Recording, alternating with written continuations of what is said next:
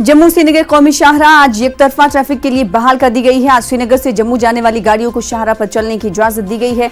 इंतजामिया ने छोटी गाड़ियों को 11 बजे तक काजीगुंड पार करने की हिदायत दी है, जबकि भारी गाड़ियों को दोपहर 12 बजे के बाद चलने की इजाजत दी गई है। आपको बता दें कि जम्मू श्रीनगर कौमी शाहराह वादी कश्मीर को मुल्क के साथ जोड़ने वाली शहरग है और सर्दियों के मौसम में ये शाहराह अक्सर बंद हो जाती है और तकरीबन हर दिन इस शाहराह पर चट्टाने खिसकने के वाकयात भी पेश आते हैं। कल भी जिला रामबन में मिट्टी के भारी तोदे गिरने के बाद शाहराह मुकम्मल तौर पर गाड़ियों के नकलो हमले के लिए बंद कर दी गई थी। शाहराह के बंद होने से मुसाफिरों और मकामी लोगों को सख्त मुश्किलात दरपेश हैं। लोगों का इल्जाम है कि हुकाम इस जानिब ना तो कोई तवज्जो दे रहे हैं और ना ही इस जिम्न में कोई ठोस इक़दाम किए जा रहे हैं। हमारे साथ हमारे नुमाइंदे बिलाल बाली जुड़ रहे हैं। बिलाल, रामबन में कल तोदे खिसके जिसके बाद सड़क राब्ता जो है वो मुनक़सिम हुआ और आज छोटी गाड़ियों को जाने की इजाजत जम्मू की तरफ है। क्या आप देख पा रहे हैं कि छोटी गाड़ियां तवक्को के मुताबिक चल रही हैं?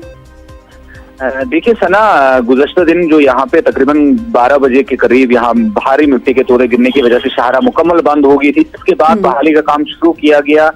ट्रैफिक इंतजामिया और डिस्ट्रिक्ट इंतजामिया की तरफ से कहा गया कि शाहराह को शाम तक खोल दिया जाएगा, लेकिन 20 घंटे का वक्त लगा शाहराह को बहाल करने में। आज सुबह 8 बजे के करीब शाहराह को बहाल किया गया है गाड़ियों के लिए।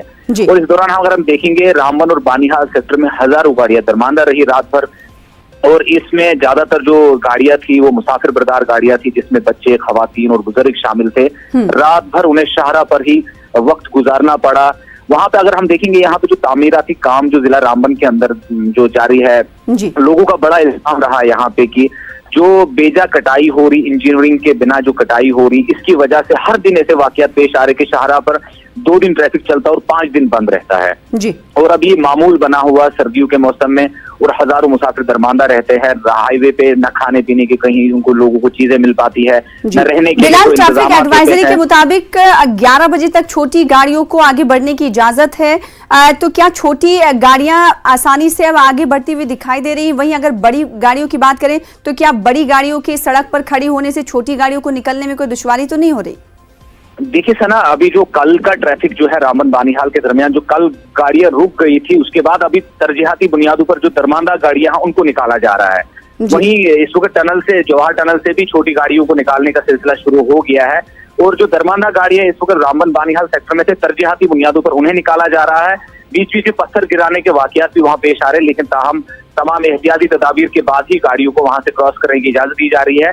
और इसमें जो माल बरदार गाड़ियां हैं वो भी शामिल है, क्योंकि सेब से लदी हुई गाड़ियां बहुत सारी जो वादी कश्मीर में थी, जिन्हें मुल्क के मुख्तलिफ हिस्सों में जाना है, वो गाड़ियां भी शाहराह पर लगी हुई थी, लाइन में लगी हुई थी, तो उन्हें भी निकालने का काम इस वक्त शुरू है।